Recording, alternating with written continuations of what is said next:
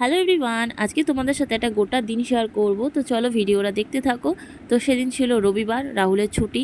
যেহেতু রবিবার রাহুল বাড়িতে থাকে আর পুরো সপ্তাহটাই আসানসোলে থাকে, তাই ও যা খেতে চায় সেটাই রান্না করে খাওয়ানো হয়। সকালবেলাতে দেখো চপ মুড়ি ডিমান্ড ছিল, সেটা মাখিয়ে দিলাম, তো সবাই মিলেই খেলাম। আর এদিকে আমি মাংসটাও বসিয়ে দিয়েছি দুপুরের জন্য। পুটুন পাখি ওর দাদা ভাইয়ের সাথে খেলা করতে ব্যস্ত। আর একটা কাঁচা পেঁপে ঘরে থেকে থেকে পেকে গেছে, সেটা কেউ খাবে না, আমিই কেটে খেলাম, কারণ ফল খেতে বেশ আমার ভালোই লাগে, মন্দ লাগে না। আর এদিকে পুটুন পাখির বাইপস এসছে, সেটাই খুলে দেখছিলাম সব ঠিক আছে কিনা।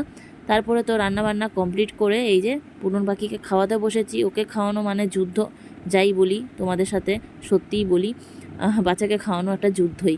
তারপরে আমরা নিজেরা খেতে বসেছি, আর পুটুন দেখো কি অশান্তি করে।